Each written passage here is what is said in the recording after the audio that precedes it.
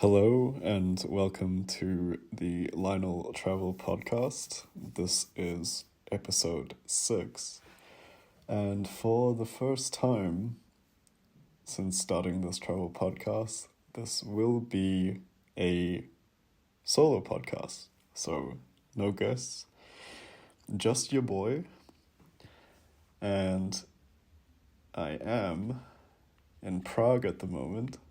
I think since recording the last episode, it has been a month and a half, I'd say. Quite some time. And I will be predominantly looking through my travel log, which I've been doing daily. So it may be slightly choppy, but bear with me. I think this will just be a good time to catch up since I am not in a hostel. I am in an apart hotel. And I have my private room here with a shared bathroom with my neighbors. But I believe that I currently don't have any neighbors, so this shouldn't prove as a disturbance for them, if there were any. Anyway, yeah, just being alone, the audio quality will definitely be a lot better.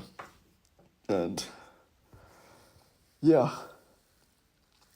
So, the last podcast episode, I was with my cousins, Alice and Amy, in London. And that was a great episode. Since then, I have been to quite a few places. So, let me take a look at my notes. So, I fly from London to Edinburgh and then check into the hostel there. And oh yeah, I remember there's this place called Markar's Mash Bar, which is like really famous for their like lamb shanks and basically meat plus mashed potato, and there are a bunch of options for the type of mash that you want. So I get the lamb shank, the classic mash, and this like mini plate of haggis, which was all extremely tasty. And dessert was sticky toffee pudding, which I'd say is probably one of my favorite desserts. And of course it is on the pricier side, but definitely well worth it. I would recommend it to anyone who's in the Edinburgh area. And yeah, had to grab a few toiletry things from the pharmacy on my way back to the hostel.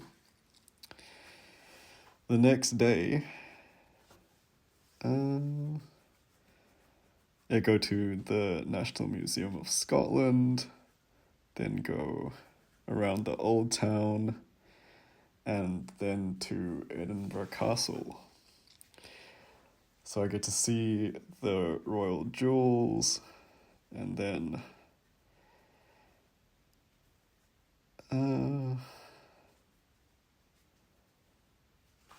I had some hot wings for the first time in a long time, and that was right next to the hostel.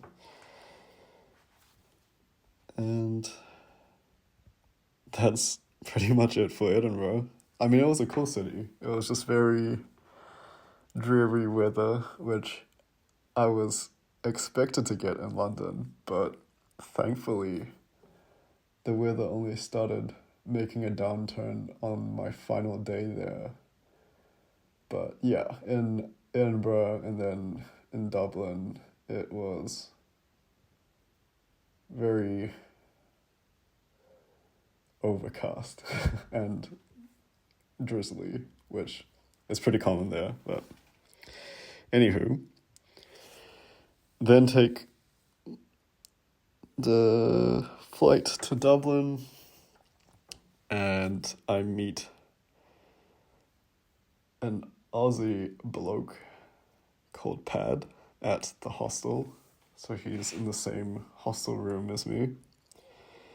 And, we have a chat and then go to a pub at this place called The Church.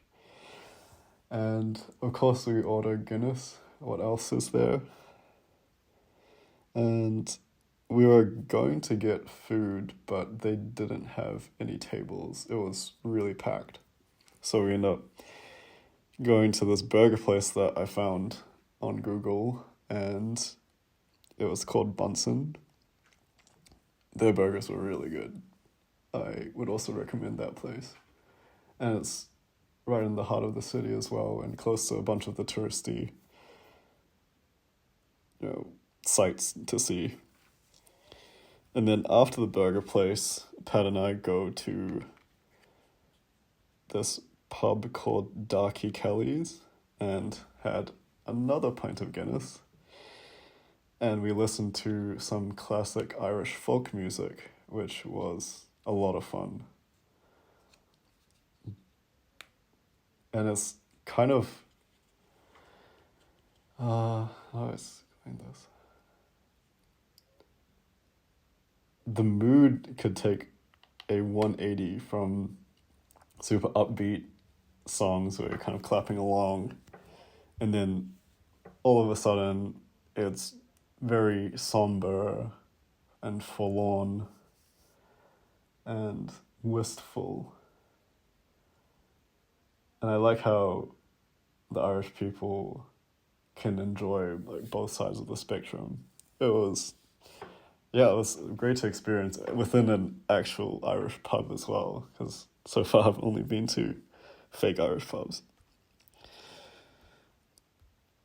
And then after that, two of us head back to the hostel and then call it a night.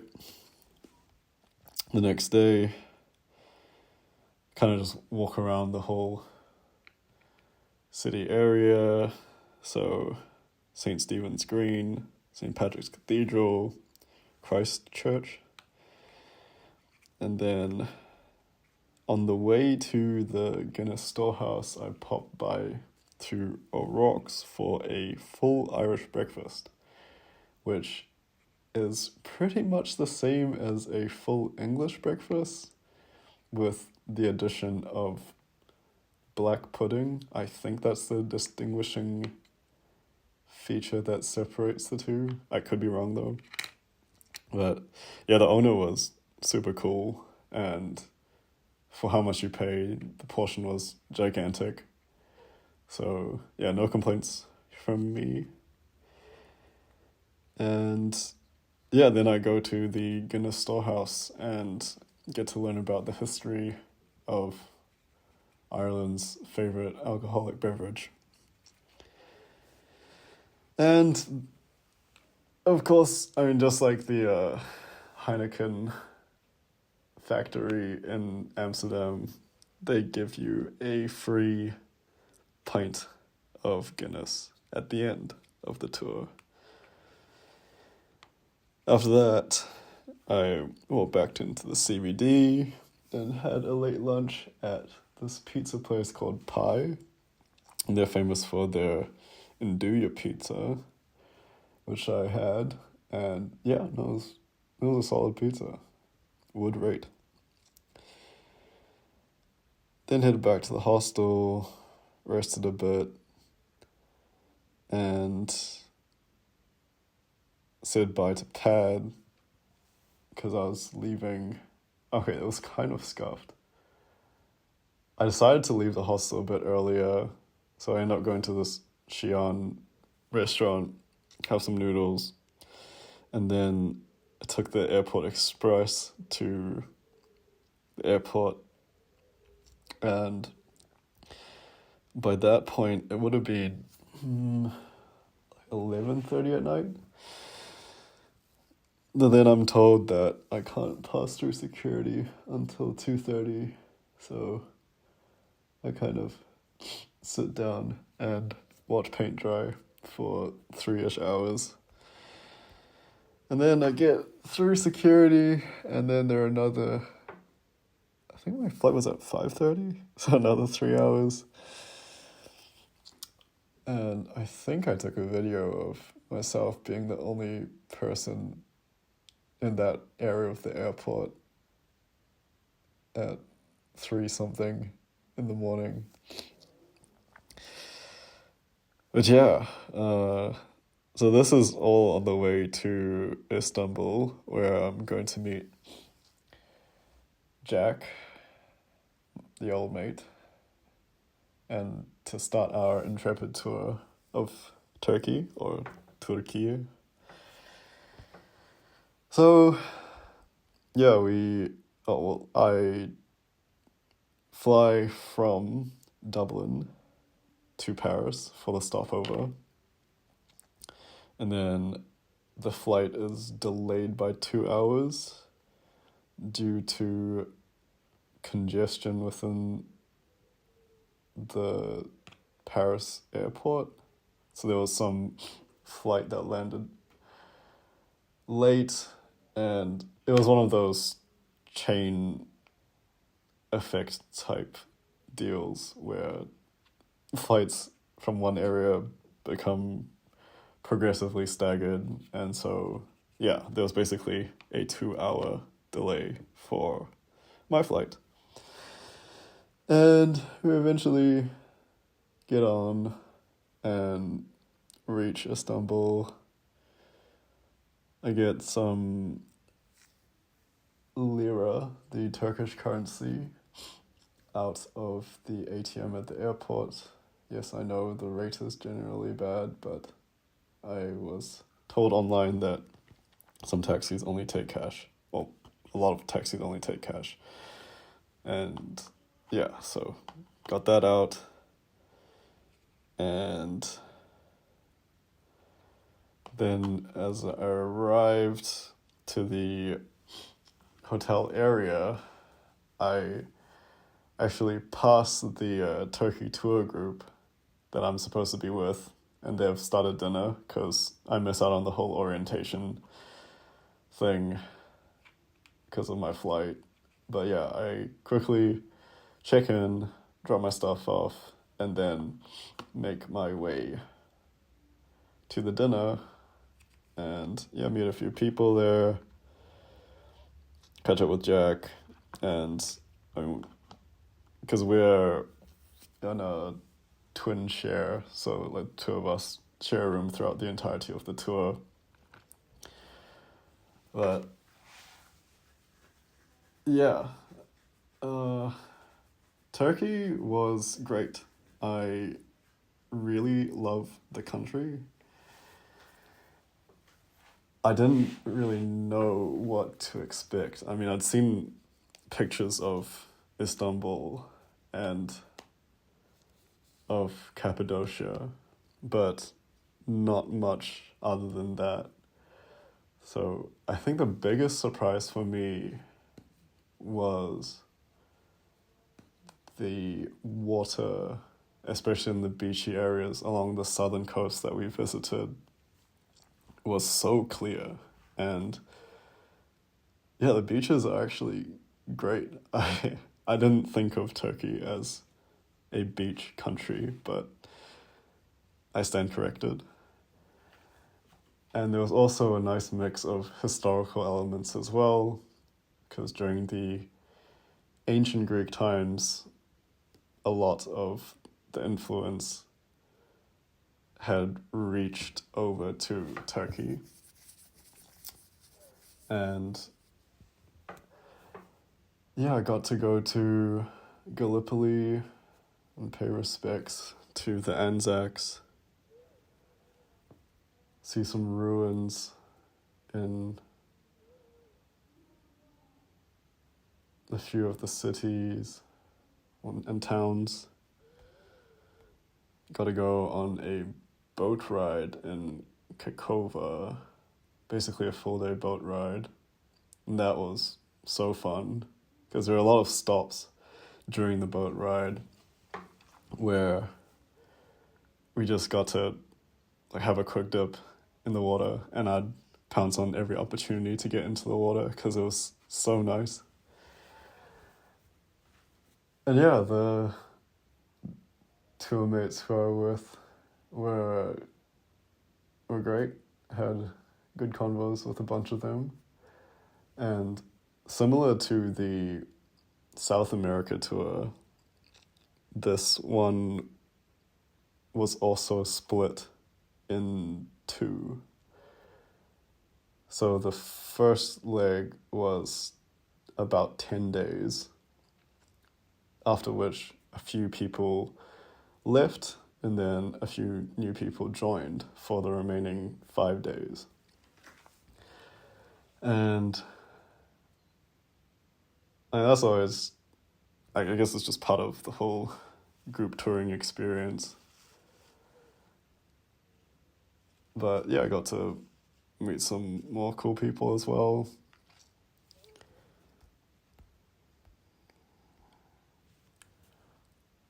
One thing as well that I didn't expect from Turkey was the sheer amount of cats everywhere. I mean, especially in Istanbul, but I mean, pretty much every city that we went to was cats galore. And most of them look like they're in really good condition. I mean, their fur is nice. And I still didn't touch them just in case, but yeah, they definitely look cared for, more so than some other places that I've been to. But yeah, in typical group tour fashion, there were a lot of, buses, minivans. Yeah, at that point, I'm like super used to transiting that way, so that wasn't such a big deal. And the only overnight bus during the tour, Jack and I didn't even take because we flew. So yeah, little privilege there. Cappadocia was also phenomenal, being in the hot air balloon. I mean, yeah, of course you have to wake up super early for it, but yeah, it's 100% worth it. And I believe the guide said that every day that they operate, there are 150 hot air balloons in the air during that time period. And yeah, it's something to behold, really. If you're in Turkey, you really just need to fork out the lira and get on that balloon, because you will not regret it. But after that, we get back to Istanbul, have this whole farewell thing, and then Jack and I stay an additional day, and he treats me to this 2-star Michelin restaurant, which is at that point the only 2-star Michelin restaurant in the whole of Turkey. And what was the name? Let me take a look.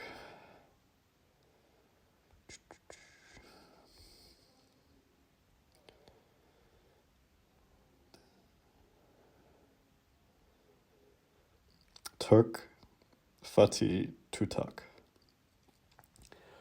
And this is also the first 2-star Michelin restaurant that I've ever been to, and man, it blew my mind. I'm pretty sure Jack's as well. But it was phenomenal. It was so good. I mean, it was, how many courses? Like 10 or 12, I think.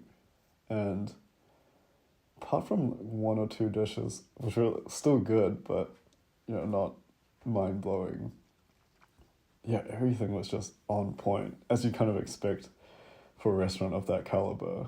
But then Jack, who's been to many more Michelin restaurants than I have, has said that even some 3 Michelin star restaurants are misses. So you can't always expect to be wowed. Oh, and actually, I'm getting ahead of myself. So the 2 days before that, Jack and I go to a 1-star Michelin restaurant called Neo Local. And the food there was great. I mean, I think it's definitely deserving of 1 star, but I mean, Turk Fatih Tutak was a whole different beast. And I mean, it's probably got to be the most memorable meal I've ever eaten. It was, yeah, everything just checked all the boxes for me. But Neo Loco was cool. They had this thing where their main dish, before it was served, they would give you an iPad or like a tablet kind of thing, and then and some headphones, and you'd kind of watch this super artistic video of how they developed this dish, and there's a lot of like fire and a lot of zooming into ingredients, and like what arrived was basically a mushroom ravioli, which was really tasty, but I guess because it is meant to be the star of the show, and if that just showed up without the video beforehand, then it does look a bit underwhelming. So I can see why, but yeah, while we were also done with dinner but still at the restaurant, Jack records this conversation that him and I have, which, I mean, it turns out to be like 40-ish minutes. So I guess there's no, in like my typical podcast format, it doesn't have like an intro or that kind of thing. And as we're recording it, it kind of just starts out of the blue. So I wouldn't say it's an official podcast episode, but it could be just a fun little special on the side. But I think it definitely needs some editing to firstly be not audible. I mean, you can hear us, but there's just a lot of background noise. So if that can be cleaned up, then I think it could be something worth posting. But yeah, so we have 2 Michelin restaurant experiences in the span of a few days, which is, I mean, shout out to Jack, like that guy's a legend. And I'll probably be seeing him later on this trip as well. So would definitely be keen to record an official episode with him. I've been meaning to do one in Turkey, but we're just very preoccupied with the tour itself. Yeah. So after Turkey, I part ways with Jack, and then fly over to Athens in Greece. And one of the tour mates on the second leg of my trip, Georgia, she happens to be in Athens at the same time, so we do quite a bit of sightseeing together. So I catch up with her at the Acropolis, and mind you, then, like, from this point, for the next, I'd say 2 weeks, the weather is blistering. It's extremely hot. And yeah, it really did feel like Aussie summer. It was consistently mid to high 30s, I'd say. And then I know some of the forecast apps say that it felt like 41, 42 degrees and sometimes higher. So yeah, so I meet up with Georgia at the Acropolis and we walk around there. Then we went to the Agora of Athens and then have lunch in one of the restaurants close by the Agora. The food was really great. And after that, we walked to the Acropolis Museum and looked at all the relics that they had discovered from excavating the Acropolis area. Then, oh yeah, we went to a bar just to like chill out, and I ordered this Greek yogurt with honey and fruit, and it was so nice, especially in the heat. It was super refreshing, and I did say to Georgia that, oh man, I've been having cheese and I guess milder forms of dairy for quite a while now, and I hadn't had yogurt in a long ass time. So this was kind of a test, because even after all of this cheese and turkey and Greece, and even before that, I wanted to do some limit testing because I wasn't reacting in the way that I usually do when I'm back home, which is a rash. So yeah, had the yogurt and then kind of just fingers crossed I'm not completely swollen tomorrow or the following day. But yeah, so we chill at that bar for a little while and then head to a souvlaki place, and then part ways with Georgia, and I go back to the hostel, and then yeah, chat with a few of the hostel people, and then go to bed. And then the following day, got a haircut because it's getting a bit, not out of control, but a bit too long for my liking.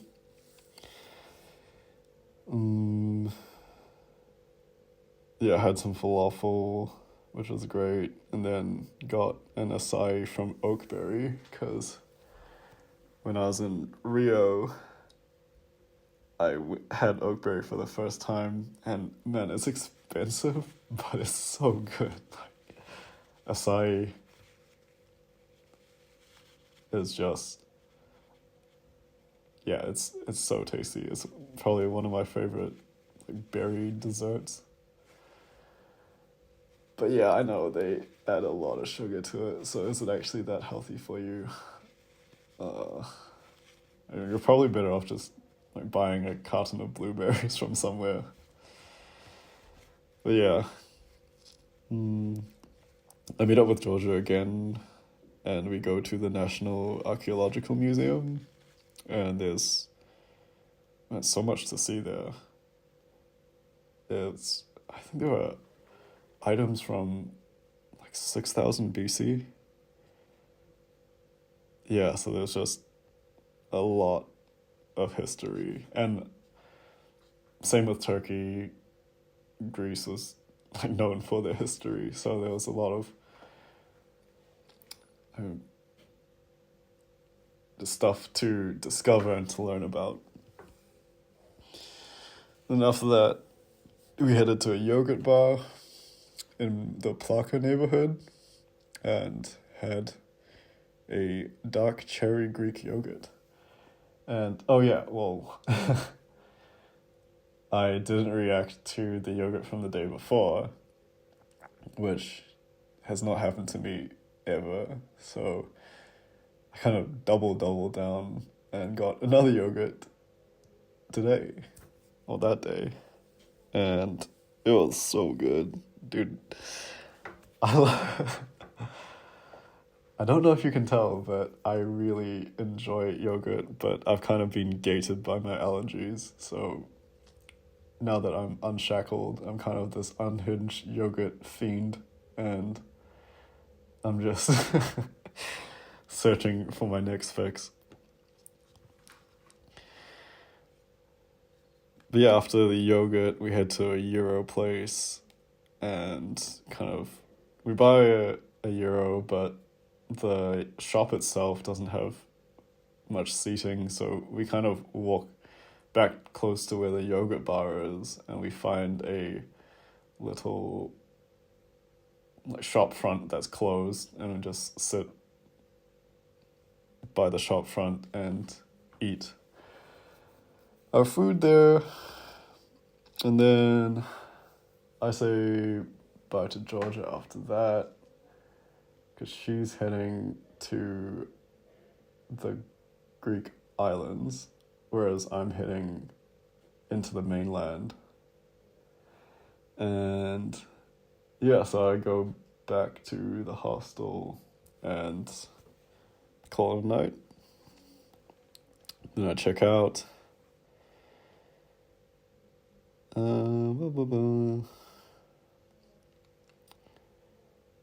Yeah, head to the train station. Again, I mean, just this whole Balkan trip is super hot. So, yeah, it's just so much sweat, and you have to do laundry every couple of days because you're just constantly switching out of clothes, and then you're just very smelly. But yeah, take the train to Thessaloniki, which is the second largest city in Greece after Athens, and get to the hostel. I walk there, and oh yes, before I forget, the hostel in Athens that I was in, what was it called? Mosaicon.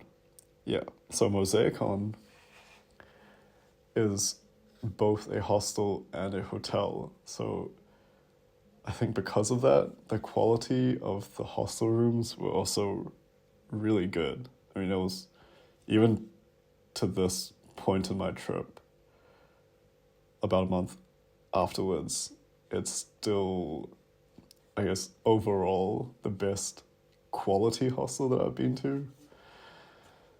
Yeah, also the fact that my bed at Mosaicon, although it was a bunk, it was a double bed, which is unheard of, at least for me. So yeah, well, the facilities and everything were just really on point, and I would rate it. Yeah, please, if you're in Athens, that would be my recommendation for sure. But yeah, get to Thessaloniki and then walk to the hostel. It's called Zeus is Loose, which is, I guess, part of the whole party nature of the hostel. But honestly,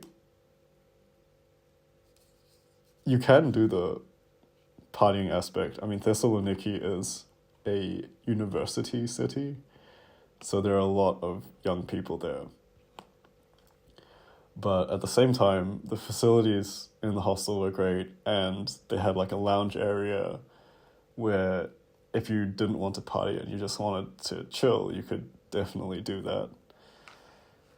But yeah, I met a bunch of cool people, at that hostel as well. We go out one of the nights to a meze bar and just order a bunch of food, have some chats. That was great. I did a lot of kind of solo exploring, and then also did a walking tour of the, oh man, what was it called?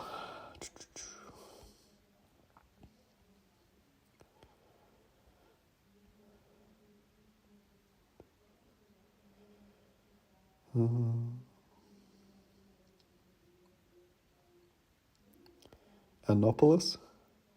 Yeah. So it's like the upper part of Thessaloniki, because it's kind of perched up on a hill. And so the walking tours guide, George, is the man, and kind of shows us around, kind of talks about the history of the city. Well, he's born and raised there, and also talks about a lot of different facets of life in the city, which was very illuminating. I'd say he was like one of my favorite tour guides so far. And what was funny was the next town that I'm in after Thessaloniki, called Kalambaka, I was at a supermarket and then just grabbing a few things, and then I'm walking back to the hostel in Kalambaka, and then I just hear my name out of nowhere, and it's George in a van, and I believe he was doing a tour. So he was guiding one of the tours in Kalambaka. Maybe it was like a day trip kind of thing. But yeah, I was not expecting my name to be shouted in this town of I don't even know how many people. It's really small. So yeah, that was a very wholesome encounter. Shout out to George, if you're listening to this.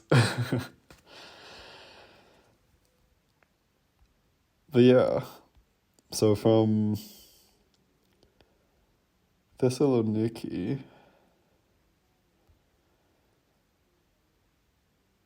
oh yeah, I remember having to book my bus ticket. So this would be going from Kalambaka to Trikala, and then from Trikala to Tirana in Albania. And on Google, well, I did some searching, and there was basically one company that does that bus route. And the office, when I Google searched it, was, I mean, basically non-existent, but I mean, I still had to go in person to try and book the ticket.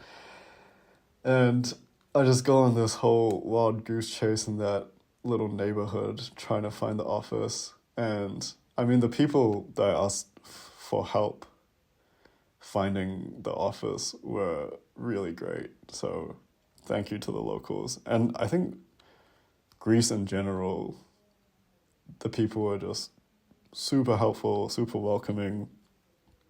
I know some people have had, or some people that I've met have had very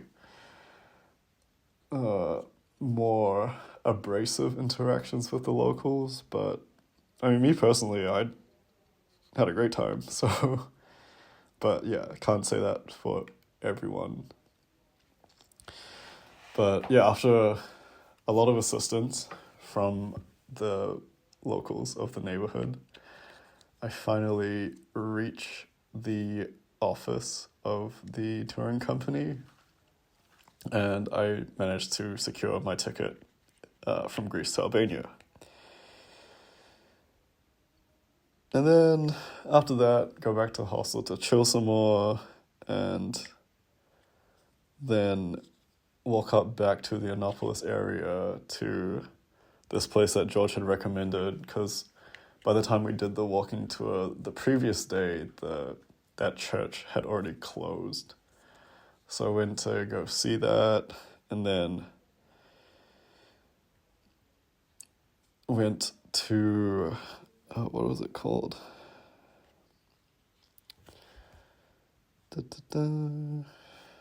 Heptapergion. So it was like a fortress at the top of Annapolis.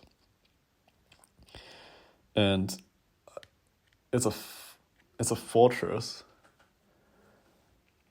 but I mean, half of it was under scaffolding because it was getting renovated, but the half with the view, thankfully, was still left free. And so, yeah, you got to just see the entire cityscape and also like the attached sea area as well. Yeah, that was so cool. It was a bit of a hike to get up there though. It's quite steep from where the hostel is up there. And then, yeah, after Thessaloniki, I take the train and then a connecting bus to Kalambaka. And Kalambaka is a very small town. Basically, the only people that go to Kalambaka, if you're not a local, are people that want to visit Meteora, which are this series of monasteries atop these giant stone cliffs. And yeah, so I check in and I'm kind of just chilling in my bunk. And then this Japanese guy comes in, Ren, and we chat for a while. Then we go downstairs, and then I meet David. He's from South Korea. And again, we're just talking some more. And pretty much every night, pretty much every night, this hostel, shout out to Holy Rock Hostel, great people, great management. They do a family meal, so it's like €5. And well, that night there was Japanese curry, which was really nice, and they even gave a piece of like basically avocado toast on the side, so that was cool.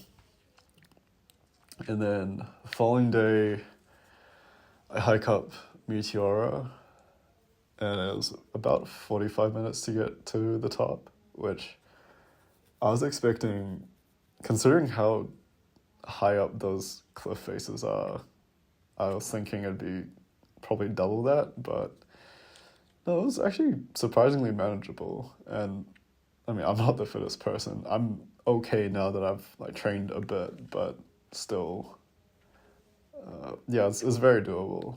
So, but if you don't want to do it, then you can also take a bus, or you can hire a bike as well, like a motorbike, or maybe even an e-bike, and then just go up the road and you'll reach there as well. But I would suggest the hike if you can. And again, it was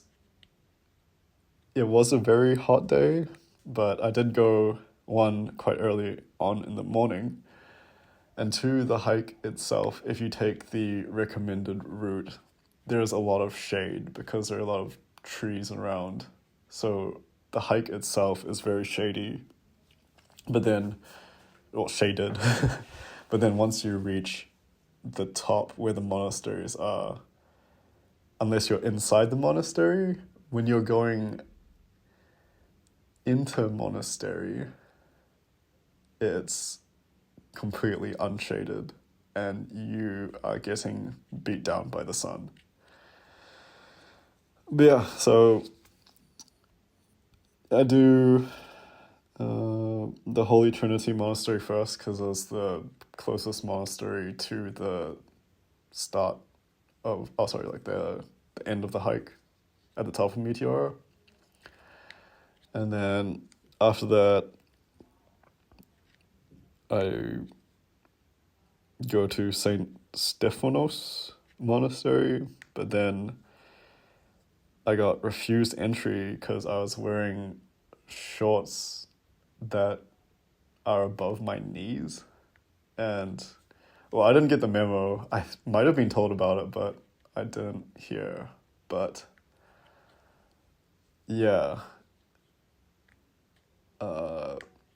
So both guys and girls have certain clothing restrictions. Well, there's a dress code to enter some of the monasteries. I mean, you can look it up online, but yeah. So that one I was refused entry, but then the rest of the ones that I ended up going to were fine. I think one of them even gave me. Well, they saw that I was in shorts, and then they gave me a pair of basically like MC Hammer pants to go over my shorts. And yeah, I don't know why St. Stephanos doesn't do that as well. They would, yeah, just the most strict. But yeah, up in Meteora, I bump into two girls from my hostel, and they're like first year uni students, and from Canada, and yeah, we ended up kind of just walking to the remainder of the monasteries together. And after that, we head back down to the hostel, and then they leave because they're heading to the Greek islands. And I kind of just chill out for like the rest of the day. It was very draining. I mean, when you're out in the sun for that extended period of time.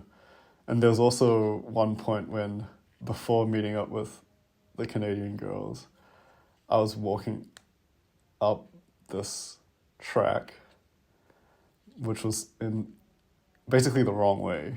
And I remember a small little hatchback filled with these elderly Greek people, and they're kind of gesturing for me to get in the car, but then I was thinking, oh, I mean, it's not that far, right? Surely. So I kind of say, like, I'm okay, and then they give a little chuckle, and then they continue driving on, and then only maybe 25 minutes later do I realize why they chuckle is because it's really freaking far to get to the end of the road where I thought there'd be something, but there wasn't. So yeah, I ended up like backtracking from there, but it's all part of the journey, you know? And after that, oh yeah, so the following day, I kind of chill with Ren for quite a while, and then he gives me one of his drawings, because he's really into drawing like cute anime girls. And well, his whole backstory is really cool as well. I'm hoping to see him in Japan, if possible, at the end of the year, because he doesn't live too far from Tokyo, and he's actually from Hokkaido, which is where we plan to go as well. So, yeah, if we can do that, maybe I'll try to record a podcast with him as well. Well, he's not very confident with English. I think he's a lot better than he thinks he is. But yes, again, it's just like a confidence thing. But yeah, we, talk about life, talk about our mutual love of anime, and then we go have dinner with... Oh, well, Ren and I had dinner at they call it taverna, but basically a restaurant, like a more casual restaurant that's across the road from the hostel. And again, yeah, food was solid. Say bye to Ren and the other guys there. And then I take the bus to Trikala and walk from the main square of Trikala to the bus agency. And then I wait at the agency for a couple hours because the bus is scheduled at, I think it was 10, but then it arrives half an hour later because we're in Eastern Europe and nothing is on time. And before actually reaching the agency, I asked for directions from this cafe owner, and then in the best English that he can muster, kind of points me in the right direction. And then he asks, he says, well, you want drink? And then I was thinking, I just offered, he just helped me out. So, like, in return, I need to buy a drink from him. So then, oh yeah, sure. So, my go-to is lemonade. So I, point at the fridge at one of the bottles of lemonade, go and grab it.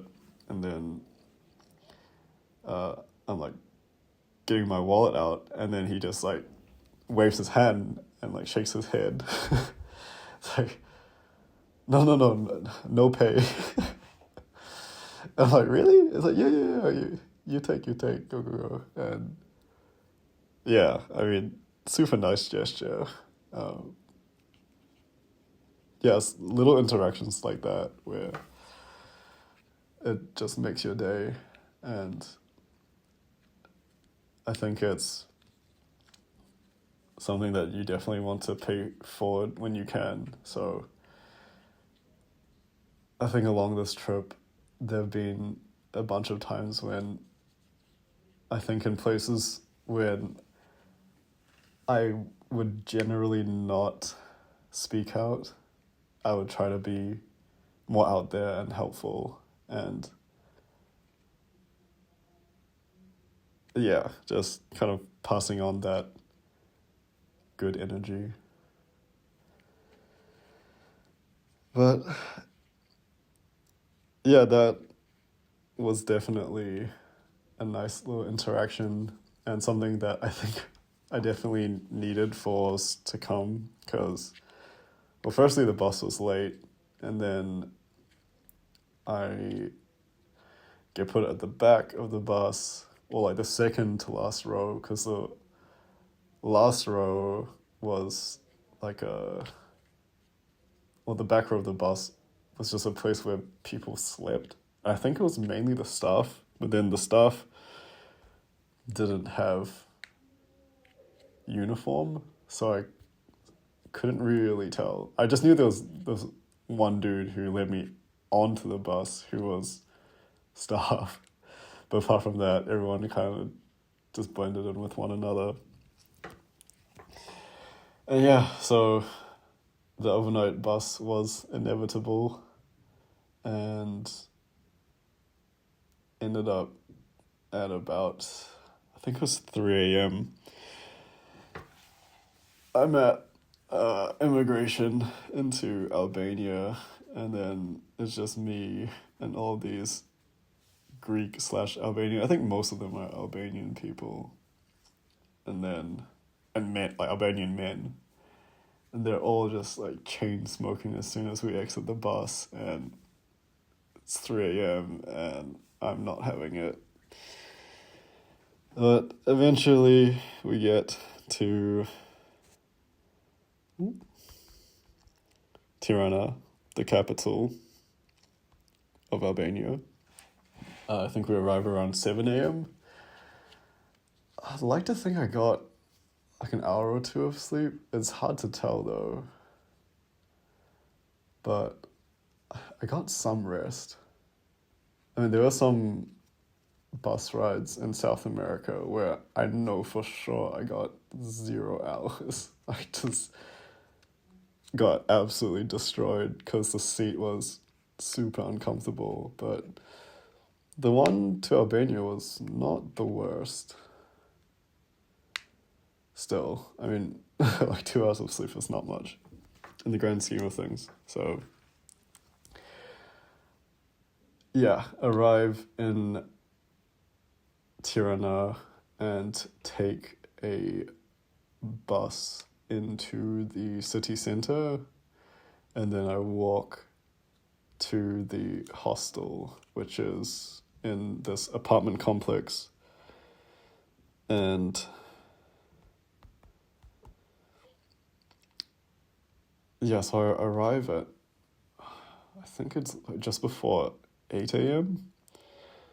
and I meet the owners, or the manager basically tells me, oh wow, you're very early. And then, well, the hostel is basically one apartment, and then there's one room with the hostel beds, and so there are 4 bunks, so 8 beds in total. And I asked if it was fine if I could nap, but then he said, well, the room's actually at full capacity at the moment, so you'll have to wait until your bed is cleared and cleaned. And that could, take up till midday or just past midday. So I end up sitting on this bench outside by the balcony and just like listening to music and kind of drifting in and out of consciousness for a few hours. But eventually, like, people start clearing out of the room, and then I managed to get a few hours of shut-eye. And I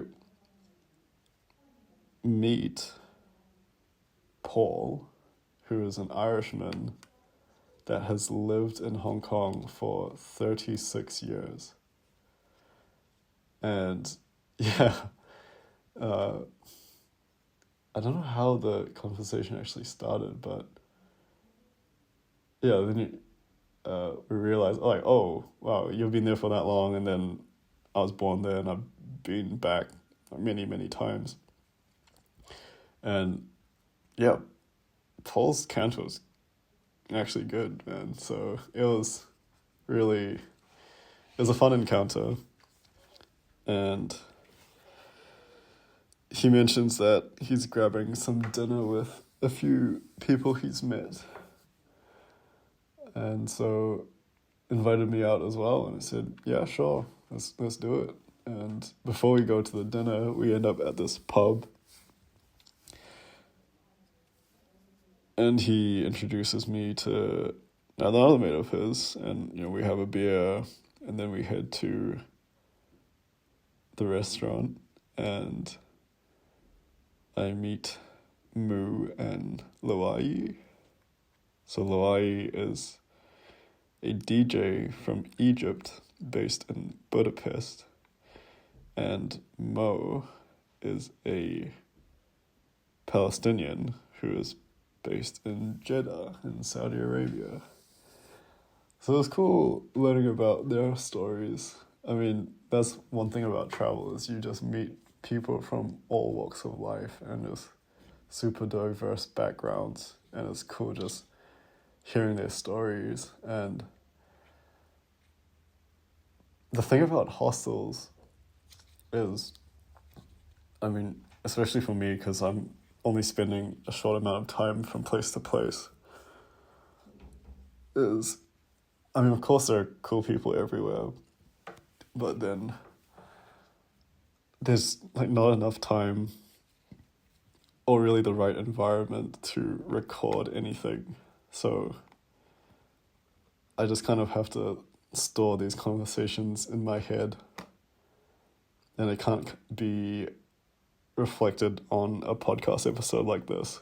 So that is a bit of a shame, because I definitely would want to pick a bunch of these people's brains on how they've traveled and like their life from whichever region of Earth they're from. But yeah, we have dinner close to Skanderberg Square, which is the kind of main hub in Tirana. And yeah, after dinner, we head to this pyramid. I forgot what it was called specifically, but yeah, it was just like a bunch of stairs. It's a pyramid-shaped building, and then you reach the top, and then there's a nice view of the city at night, and kind of walked around a bit more after that, and then Paul and I called it a night and headed back to the hostel. And then the next day, Paul and I go to Tirana Park, and Paul is a very pale Irishman who is very susceptible to the sun, which I did not think about as we approach the park. And there are some places that have a good amount of shade in the park, but I'd say about 50% of the time we were just completely at the mercy of the heat and the light rays. So yeah, I mean, I had some sunscreen, which I did offer to Paul, but he's like, no, it's fine. And he got absolutely roasted. I mean, he was a full-on tomato. So yeah, after the park, we ended up going to this Turkish restaurant, and I mean, the food was good, but I mean, for 10 minutes during our wait for the food, there was a power outage, which I don't know if it was part of like a larger outage with, if it was just that zone or if it was just the restaurant. But I mean, it was 10 minutes, so things went back to normal quite quickly. And then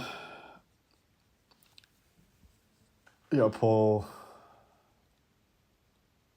and I went to a pharmacy afterwards to grab some aloe vera for him, because again, he was full on tomato at that point.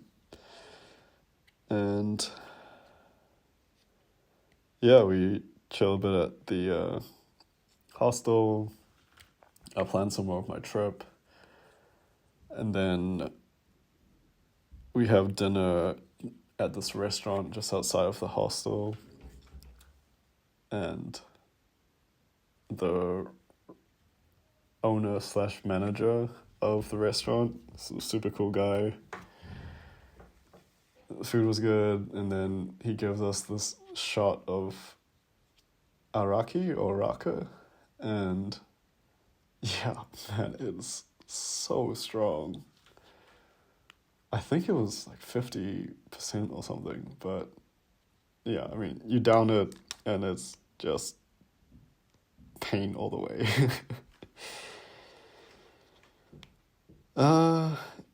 Yeah, after that, you go to the supermarket. At this point, I'm just saying, screw it. None of this yogurt and other dairy stuff is causing a flare-up, so I'm just going hard when I can. And so I buy a tub of pistachio ice cream. Excuse me.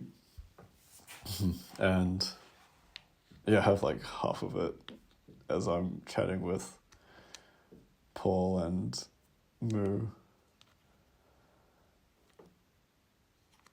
We after that head to bed and then check out of the hostel and take the bus to Podgorica. And on this bus to Podgorica, I meet a chick from Melbourne and a chick from Auckland. And it was funny because we were at the Montenegrin border security, and I just overhear her saying, "Oh, I haven't met any Kiwis on my travels so far," and then I just like flash my passport, and then we start talking, and her name's Kiralee or Kiri, and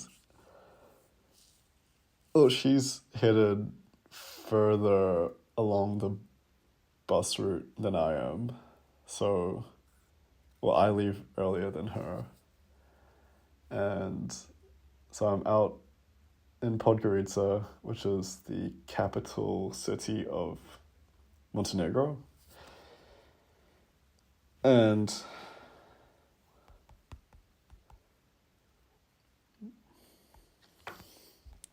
so I'm at the bus depot,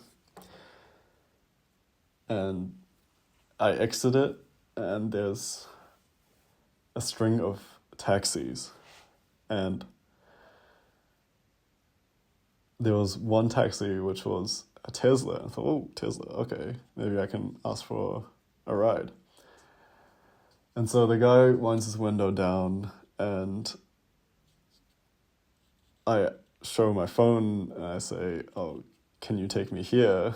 And then he's like, "Oh, Jonathan?" I'm like, "Wait, what? No, I'm not Jonathan." And he says, "Oh, no, reserve."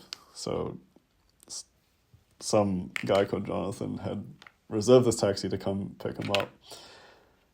And so I'm like, oh, that's a shame. So, but just as I'm leaving, the aforementioned Jonathan arrives, and he gets in and then has like a quick chat with the driver, and it turns out that we're both headed to the same hostel, so he basically tells me to get in as well.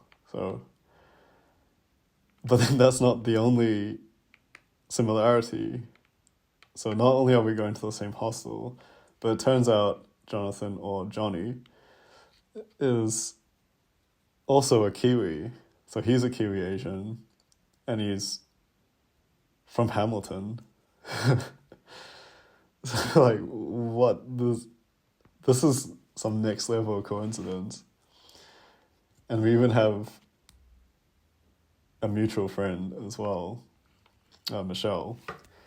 So yeah, it's just, of all the places, just a city in Montenegro at this bus depot heading to the same hostel at the same time. Yeah, so the odds were crazy. But yeah, so we arrive at the hostel, Johnny and I are in separate rooms, but then I meet a few of the people in my room, one of them being this German guy, Raphael, and then Johnny, in his room, meets another guy called Johnny, but then that Johnny is from Basel in Switzerland. But yeah, so Raphael, the two Johnnies, and myself, after a bit of chilling time, end up heading into the city center. So we take the bus, and then as we're walking through the town square, there are these two girls with baskets, and then they hand us like these cans of a drink, and they're like, "Do you want free beer?" And this isn't even, no, this is alcoholic beer. It's not even the 0% alcohol stuff. And we said sure, and it was actually pretty good, honestly. So that was the first time I think any of us had gotten free beer out of nowhere, just on the street. And then, yeah, we walk around, go to the bridge, see I think it's called the Moratza River, which is the river that runs through Podgorica.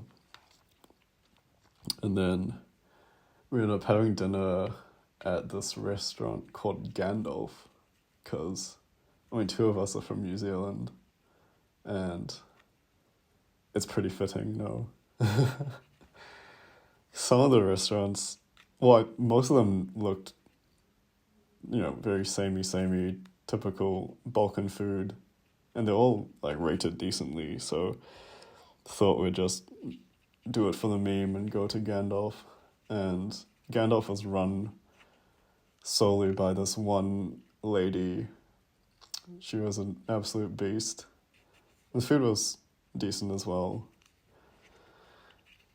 Yeah, we finish up with dinner, and then the four of us head to this cocktail bar overlooking the river. And yeah, it was a nice vibe. The drinks were relatively cheap, I'd say. And yeah, pretty nice. And after that,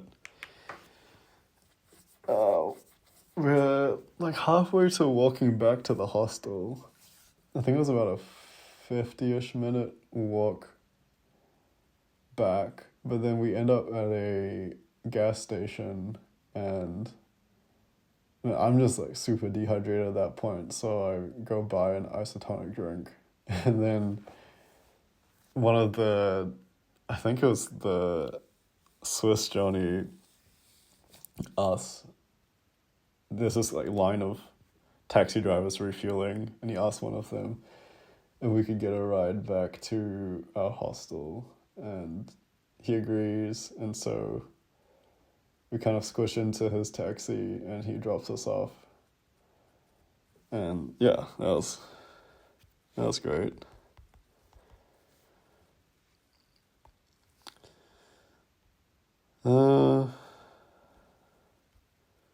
Yeah, the next day, I grabbed a bunch of stuff from the supermarket, just a light lunch. And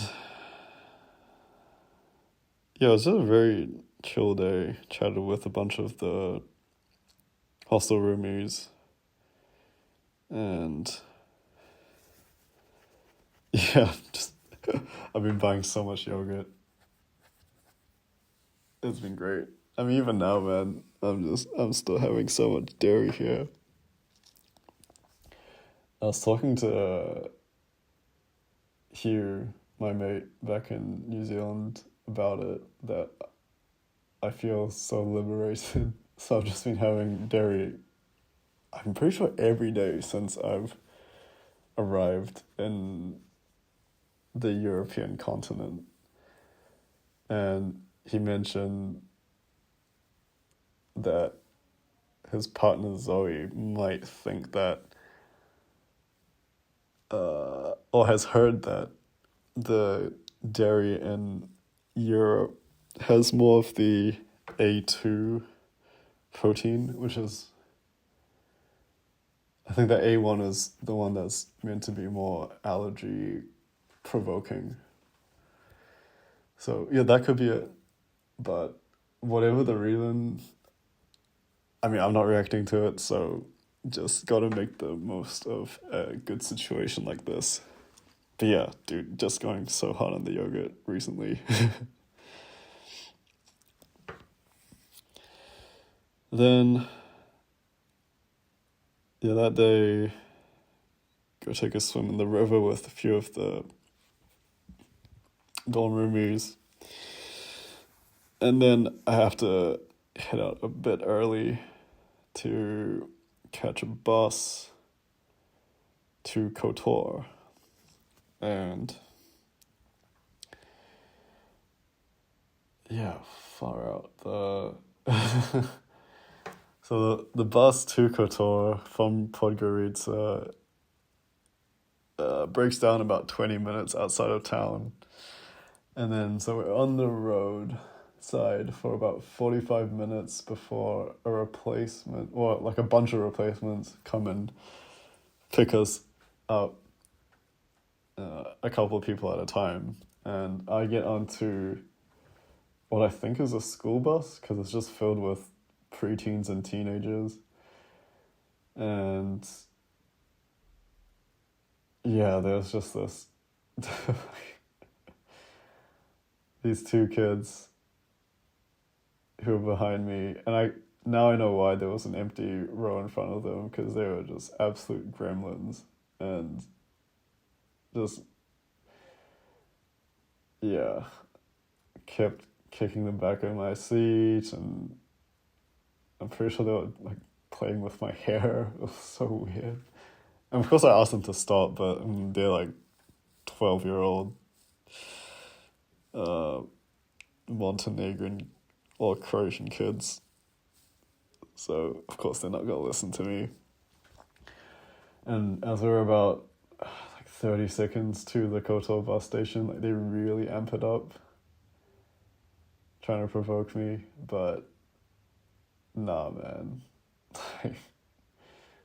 This is not going to be the thing that makes me snap. Like, not even close. So yeah, I get out at the Kotor bus station, and I'm walking from the station to the hostel, and there's this boat docked by the side of the harbor, and it's called Stay Calm, and that just made me laugh out loud. I mean, it was super ironic, but I think also served as a bit of a sign that you can just stay composed in those situations and just don't let it affect you to that great of an extent.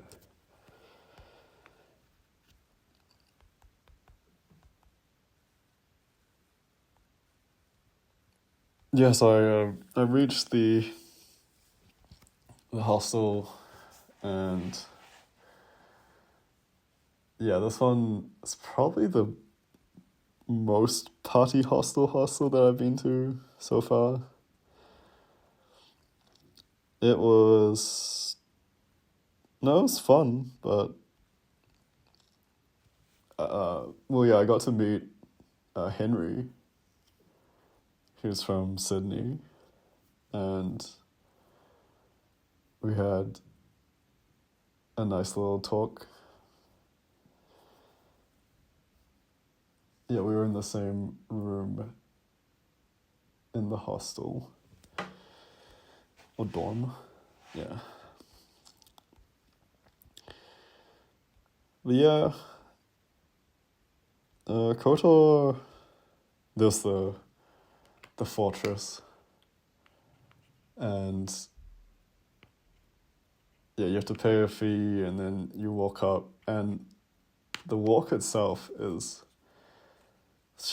like under 40 minutes. I think it's, yeah, like 35 if you're walking at a decent pace and don't take breaks. But man, it was so hot again as I was in the Balkans, so I'm pretty sure that's the most I'll sweat in such a short span of time. Just absolutely drenched.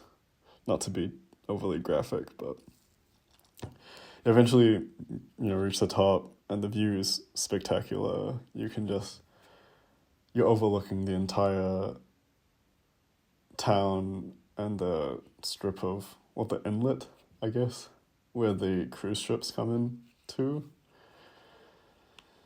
And yeah, that night I then go on a pub crawl with the people at the hostel, and yeah, in typical fashion, I duck out a bit earlier than the rest. And yeah, I head back just to sleep. Again, I think it was a lot to do with, well, firstly, I don't want to be sleep deprived when I'm checking out in the morning, but then I also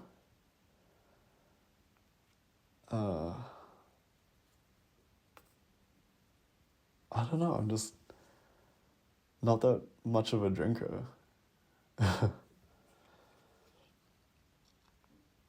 Yeah, so, well, yeah, I leave early, then I check out the next morning, and then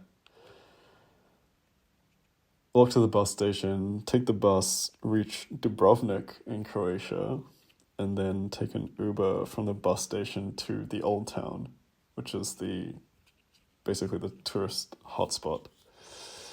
And I check into the quote-unquote hostel, which is a restaurant that also offers rooms above it. And I end up arriving,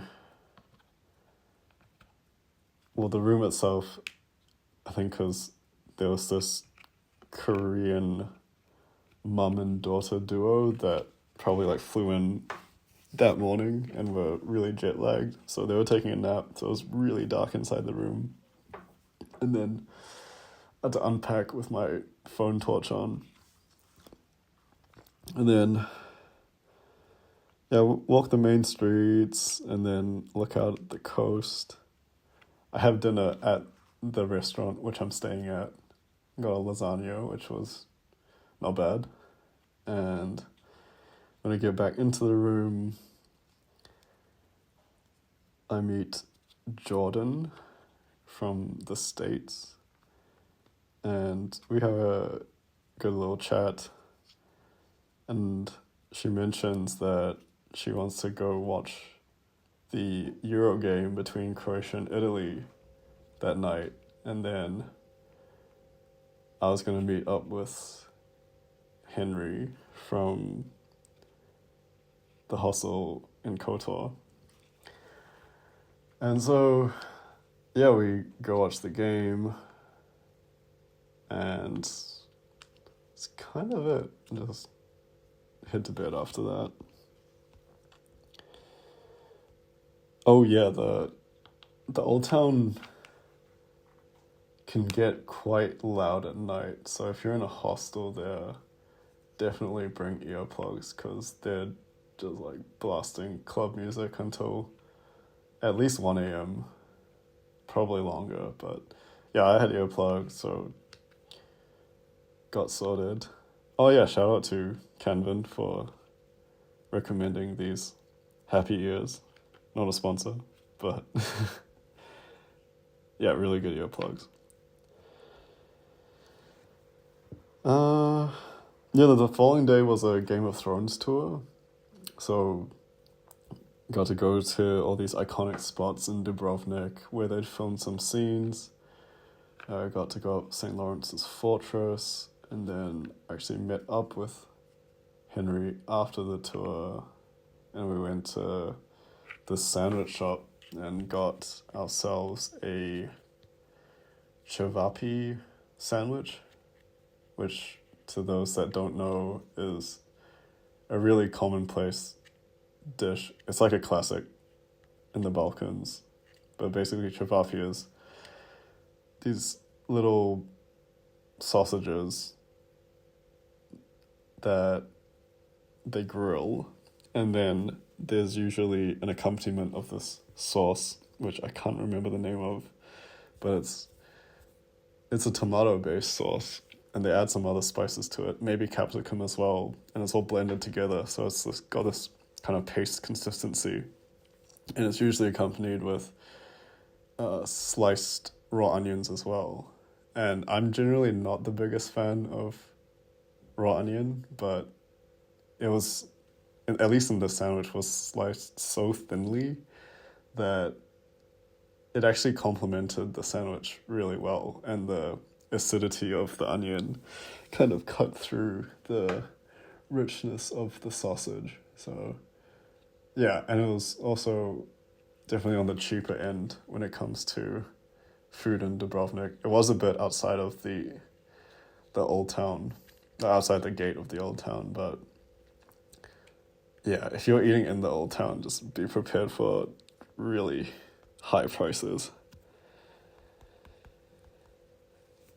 After that, well, Henry is set to leave on this boat tour thing. So, well, we part ways, and then I decide to scale the old town wall, which is, man, I don't even, there's a lot of steps, and it took about an hour and a half, I believe, to go around one full loop.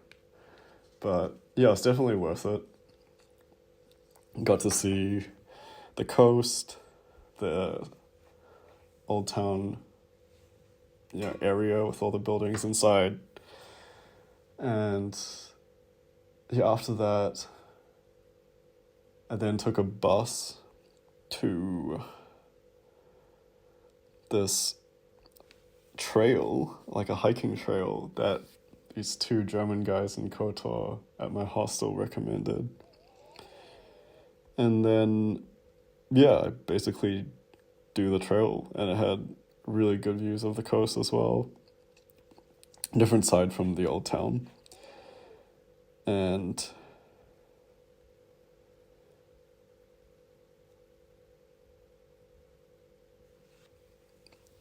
yeah, I mean, when I was on the trail, I mean, there was one lady at the very start who kind of just dipped really quickly. But then for the majority, I mean, 95% of that trail, it was just me. And it just felt really good being out in nature. I mean, I got super sweaty as well. It was still like a relatively hot day. I think less hot than previous days, for sure. But yeah, I mean, I was still a sweaty mofo. And then after the trail, I'm walking back towards the old town, and I stop at one of these places that the Game of Thrones tour guide recommended me, called Taj Mahal, which is a Bosnian restaurant, not an Indian restaurant. But I have a veal kebab there, which is really nice. And then this like poached apple dessert, which I think is one of the signature Bosnian desserts, which was also on point. And yeah, after that, just headed back to the hostel and went to bed. And then the following day, checked out of the hostel, stopped to get some breakfast, some overnight oats, and a latte. And yeah, took the bus from Dubrovnik to Split. When I got to Split, walked to the hostel, and then grabbed some falafel. And that was like an early-ish dinner. And then kind of walked around the main attractions, plus the coast, or the harbour, of Split. And the following day, I went on a day trip, it was a day tour, to Bosnia and Herzegovina, to Mostar, which is this really old town that's famous for the bridge. I think I have a little tidbit here. What was this? Yeah, Mostar means bridge keeper in Bosnian, or the ancestral language of Bosnian. So, because there was only that one bridge in the area, so you'd have to pay a toll to cross over to the other side. It was a nice little town. I don't think you'd want to stay there more than a day, just because it's very small and there isn't too much to see other than the bridge and maybe, well, there's a mosque with a minaret that you can climb up, which is also quite nice. But yeah, apart from those two things, there isn't too much there. But then after that, we went to the Kravit. Sorry. Prior to that, I actually bumped into Kirli, the Aucklander who I met on the bus from Tirana. Yeah, so she happened to be doing the same tour but with a different company. So we were kind of running in parallel to one another. Because I just hear like a hey out of nowhere as I'm heading towards the mosque in Mostar.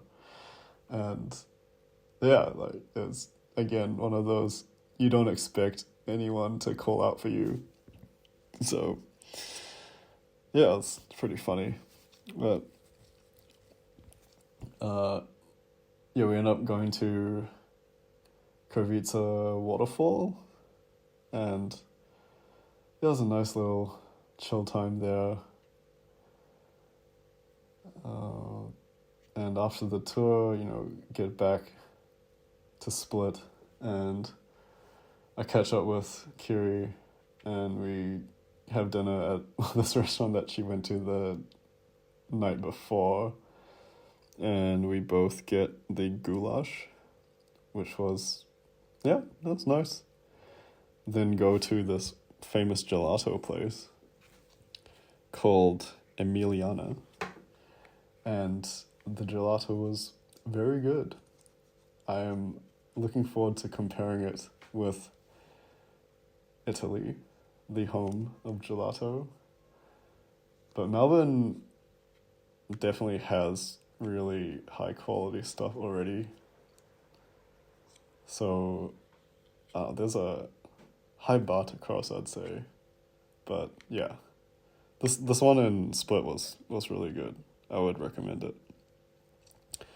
But yeah, then I said bye to Kiri, and then made my way back to the hostel, and then the following day took the bus from Split to Zagreb. Had a quick lunch there, and then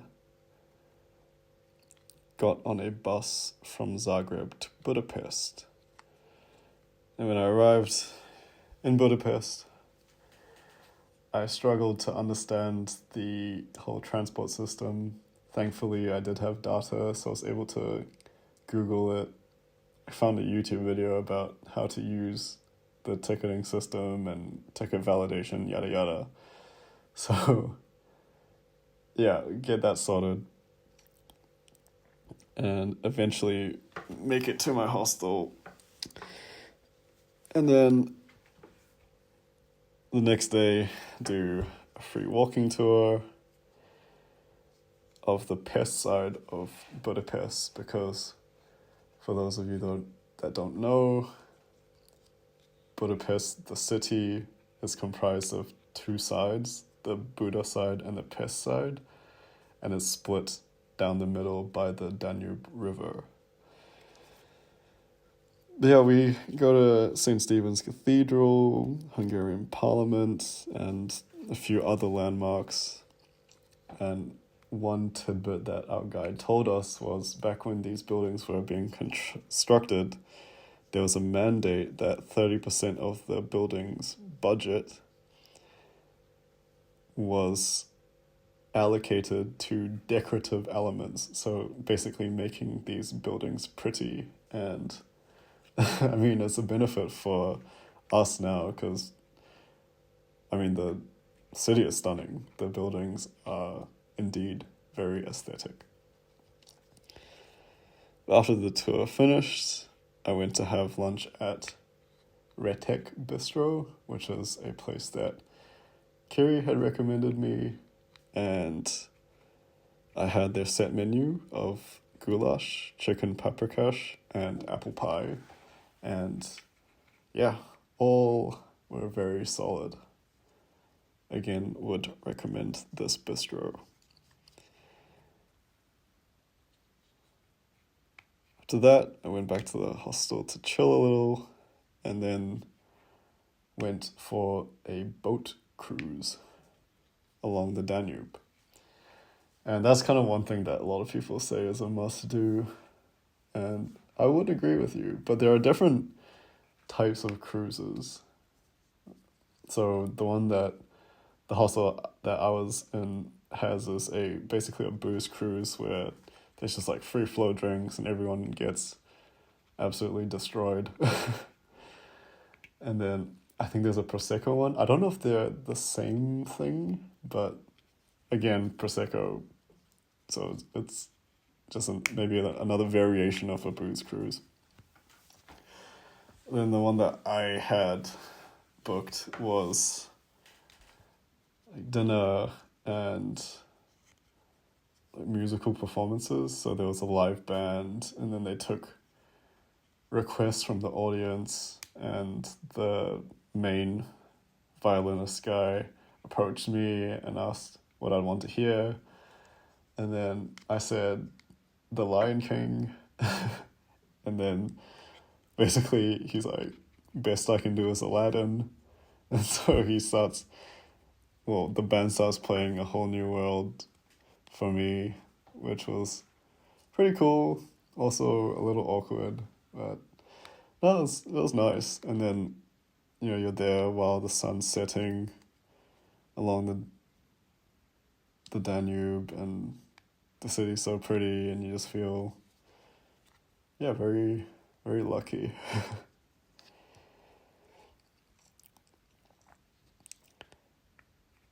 The following morning, I wake up quite early and make my way to the Rudis thermal baths. So Budapest and I think Hungary in general is known for their thermal baths. It was a remnant of the Ottoman influence of the hammams, which I did do in, where was it? I believe it was Antalya, back in Turkey. So I go to this one called Rudis, which is the less popular one. I believe the most popular one is the Szechenyi one, because it's very picturesque, but it's constantly packed, and I didn't want to be a sardine in a spa, so I head out really early to Rudis, crossing the Elizabeth Bridge, and there was basically no one there, and like a handful of people. There was this older Hungarian gentleman who basically told me the recommended route of which baths to go into, and there was also a panoramic pool at the top of the thermal baths, which you could use to see the pest side of Budapest. And so I kind of just hopped from bath to bath, and then there was this what they call it, like contrast bathing. So basically hot into cold into hot into cold. So I did that a couple times, and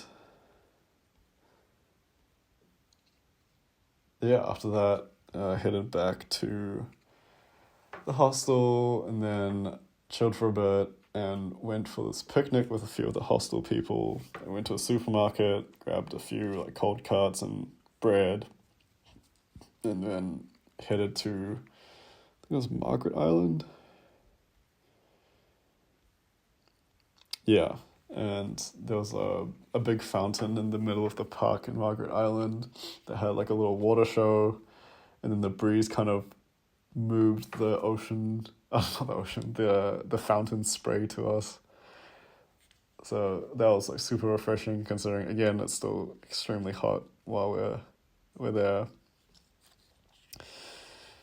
And then yeah, after the picnic, we take public transport back to the hostel, and I go back to the room and just the AC is already blasting, so that's great. And I have ramen for the first time in quite a while at this restaurant called Wafu. So I got the tonkotsu miso ramen, and yeah, I mean it was decent. And then when I was back in the hostel, had a few ciders, played some beer pong, which was great, and we were meant to go to this karaoke bar, but then, uh, basically, the karaoke bar is very, uh, well, the karaoke part section of the bar is in the basement, and there's no ventilation there, and apparently it's very smelly. Well, I didn't go down, but the people that went down reported back. And it's very cramped as well. And there are I'd say 40, maybe like 30 to 40 people in our group. So that would not have been a fun time. So we end up all migrating to one of the ruin bars called Simpler. And I grab a drink and, chat with a few of the people there. And then, yeah, head back to the hostel. And then next day, walk to Budapest train station and then take the train from Budapest to Prague, where I am at the moment. And got to the apart hotel and had some vegan Vietnamese food, which is really close to here. I actually had it for the second time tonight, just because, I don't know, I think since I'm in this single room, I've just felt like eating healthy food just as like a cleansing stop in a way. Like I've got peace and quiet here, and I want some tranquility within as well. So yeah, I've been eating pretty healthily these past couple of days in Prague, and well, I know I'm gonna have to try out Wiener Schnitzel in Vienna because that's what you do there, and it's their national dish, I'm pretty sure. So yeah, this was just like a string of vegetarian restaurants just to feel a bit better about myself.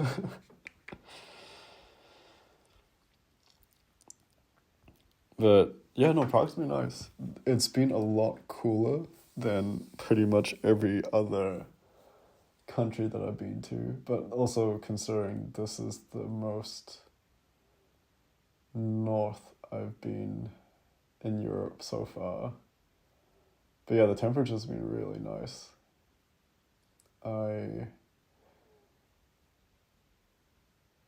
think Vienna's gonna be similar, but then I think when you get down to like Slovenia and then Italy, I especially know like the south of Italy can get quite hot, so Naples might be a bit of a mission.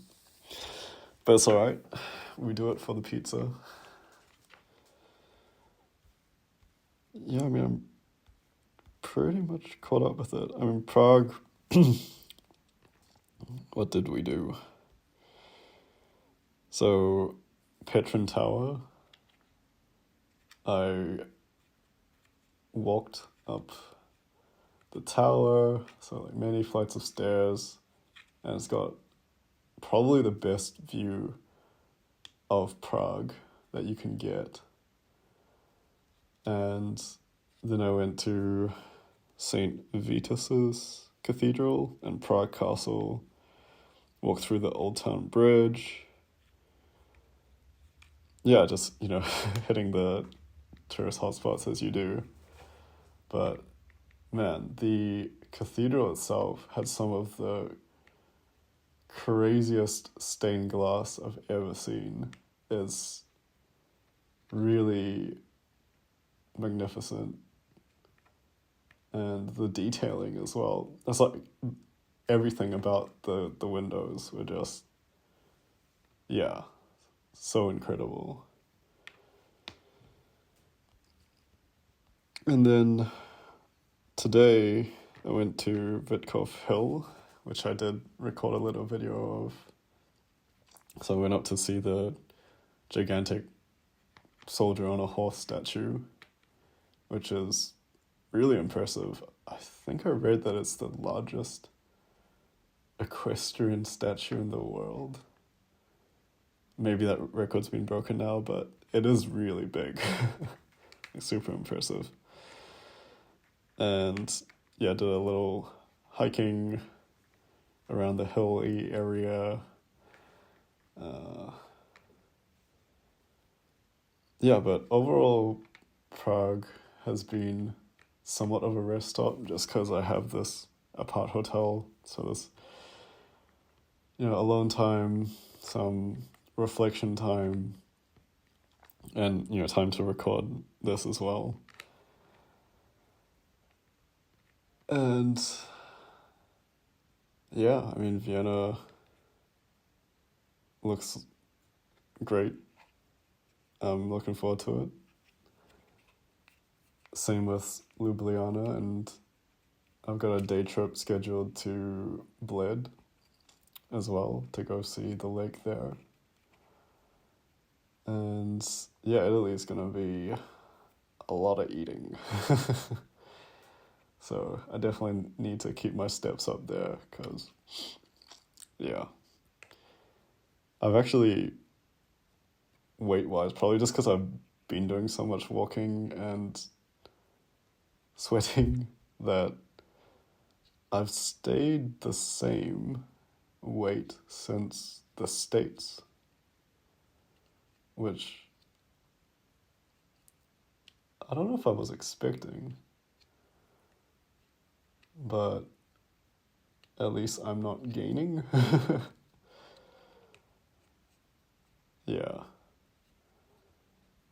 There's been a lot of good food in Europe so far. I know in Turkey, a few of my tour mates were getting a bit sick of the kebabs day in, day out. But I don't really so much mind that. I guess because I am typically a big meat eater, so... I mean, and the meat so far, like Turkey, Greece, up the Balkans has been on point. So, I don't know, I'm a happy chappy. I think that might be it for now, really. Like, I've caught up this Balkan leg so far. And yeah, thanks to all the cool hostel people for making my time so great. I hope to see you guys at some point in the future. And yeah, I guess we'll wrap it up here. Thank you so much for listening, and until next time.